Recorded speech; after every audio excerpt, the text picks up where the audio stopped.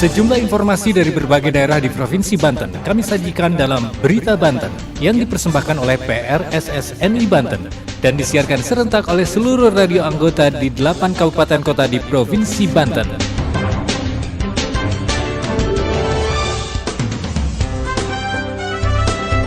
Anda kembali bersama kami di Berita Banten PRSSNI Banten edisi hari ini, Kamis 21 September 2023. Sejumlah informasi dari berbagai wilayah di Provinsi Banten kami hadirkan kembali untuk Anda yang disiarkan serentak oleh seluruh radio anggota di 8 kabupaten kota di Provinsi Banten. Dan inilah informasi utamanya. Pendaftaran seleksi pegawai pemerintah dengan perjanjian kerja atau P3K di Kota Cilegon kembali dibuka. Pemerintah Kota Tangerang Selatan terus memberikan bantuan air bersih ke wilayah yang dilanda kekeringan. Sementara itu, 15 kecamatan di Kabupaten Serang mengalami kekeringan.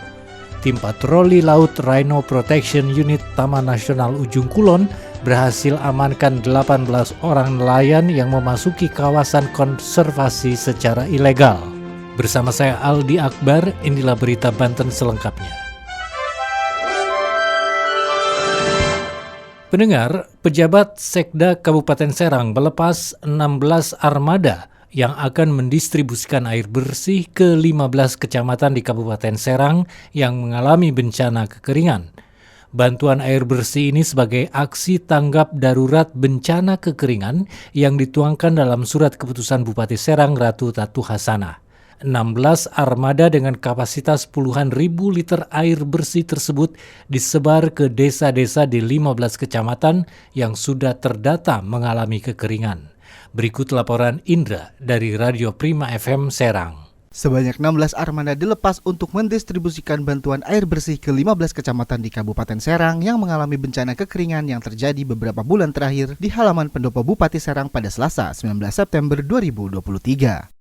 Bantuan air bersih sebagai tanggap darurat bencana kekeringan dituangkan dalam surat keputusan Bupati Serang Ratu Tatu Hasanah nomor 360-Cap.467/HUK.BPBD/2023. Pelepasan belasan armada dilakukan oleh pejabat Sekretaris Daerah atau PJ Sekda Kabupaten Serang Nanang Supriyatna didampingi Kepala Pelaksana Badan Penanggulangan Bencana Daerah atau BPBD, Nana Sukmana, Sekretaris BPBD, Jajang Kusmara dan unsur Forkopimda.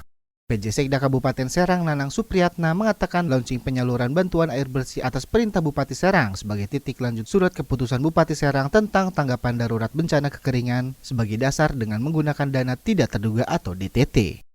Nanang mengatakan untuk launching bantuan air bersih sebanyak 16 tangki dengan kapasitas puluhan ribu liter didistribusikan ke desa-desa tersebar di 15 kecamatan yang sudah masuk ke daftar mengalami kekeringan. Penyaluran bantuan bukan hanya dilakukan Pemkab Serang dalam hal ini BPBD, melainkan semua stakeholder baik dari Polres Serang, Kodim 0602 Serang, Brimobda Banten, dan BPBD Provinsi Banten.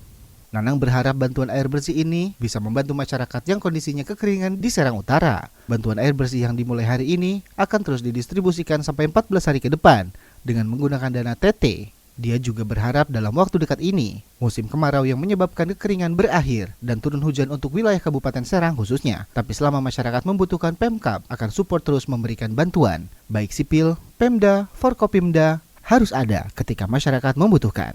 Nanang memastikan selain bantuan air bersih, Pemkab Serang juga akan memberikan bantuan dengan membangun sumur bor di 10 titik di beberapa kecamatan. Namun untuk titik lokasinya akan ditentukan oleh Kapolres Serang dan Dim 0602 Serang, Kejari Serang, dan Sat Brimob Banten atau pihak kecamatan yang saat ini tengah dilakukan koordinasinya.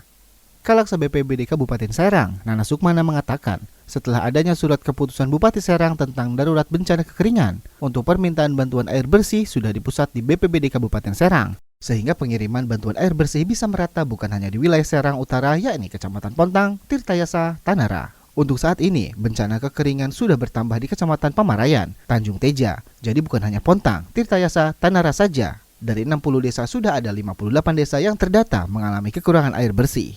Indra dari Radio Prima FM melaporkan untuk Berita Banten. Sementara itu pendengar, pemerintah Kota Tangerang Selatan terus memberikan bantuan air bersih ke wilayah-wilayah yang dilanda kekeringan. Di antaranya wilayah Koceak, Kelurahan Keranggan, Kecamatan Setu. BPBD Tangerang Selatan menyalurkan bantuan air bersih kepada warga Koceak sebanyak 21.000 hingga 25.000 liter air bersih setiap harinya. Berikut laporan Bunga dari Benz Radio Tangerang Selatan.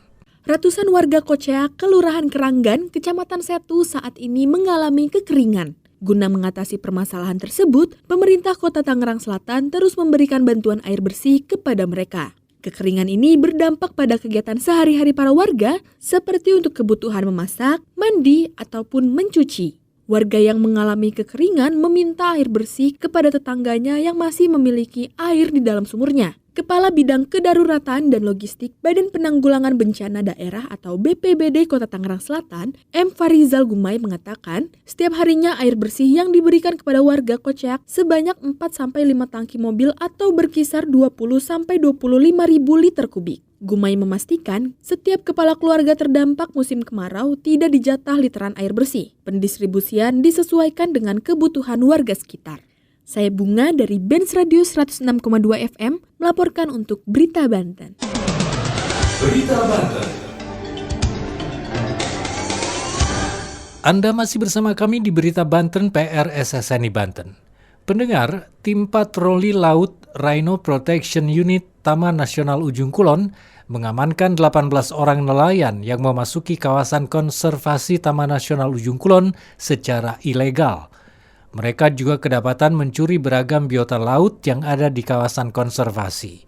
Kawasan konservasi Taman Nasional Ujung Kulon merupakan daerah yang tidak boleh dimasuki oleh aktivitas ilegal sesuai dengan Undang-Undang Nomor 5 Tahun 1990 tentang Konservasi Sumber Daya Alam dan Ekosistem. Berikut laporan Jang Tripang dari Radio Ujung Kulon FM Pandeglang. Tim Patroli Laut Rhino Protection Unit atau RPU Marine Patroli Taman Nasional Ujung Kulon berhasil mengamankan 18 nelayan yang memasuki kawasan secara ilegal. Nelayan tersebut juga kedapatan mencuri biota laut seperti gurita, benur, lobster, dan ikan lainnya. Hal itu disampaikan oleh Kepala Balai TNUK Ardi Andono pada hari Rabu 20 September 2023. Ardi mengatakan para nelayan itu diamankan pada hari Selasa 19 September 2023. Ia mengatakan nelayan tersebut berasal dari Binuangen, Kabupaten Lebak. Ardi menjelaskan, kawasan konservasi TNUK merupakan daerah yang tidak boleh dimasuki oleh aktivitas ilegal yang tertuang dalam Undang-Undang Nomor 5 Tahun 1990 tentang Konservasi Sumber Daya Alam dan Ekosistem. Ia mengatakan, satwa yang ada di wilayah tersebut banyak yang dilindungi. Ardi mengungkapkan, para nelayan itu nekat memasuki kawasan untuk mencari biota laut karena di beberapa wilayah perairan Pandeglang sudah mulai berkurang. Ia mengklaim biota laut di TNUK masih terhitung sangat banyak. Ardi juga menjelaskan, alat-alat yang digunakan oleh nelayan itu disita oleh tim patroli. Akhirnya, belasan nelayan tersebut diminta untuk membuat surat pernyataan agar tidak mengulangi perbuatannya. Dan apabila mengulangi perbuatan yang serupa, maka pihaknya akan menangkap langsung dan memproses sesuai dengan peraturan yang berlaku. Demikian, Jang Tripang dari Ujung Kulon FM melaporkan untuk Berita Banten. Pendengar, pendaftaran seleksi pegawai pemerintah dengan perjanjian kerja atau P3K Kota Cilegon kembali dibuka. Sebanyak 271 formasi untuk tenaga guru dan tenaga kesehatan dibutuhkan tahun ini.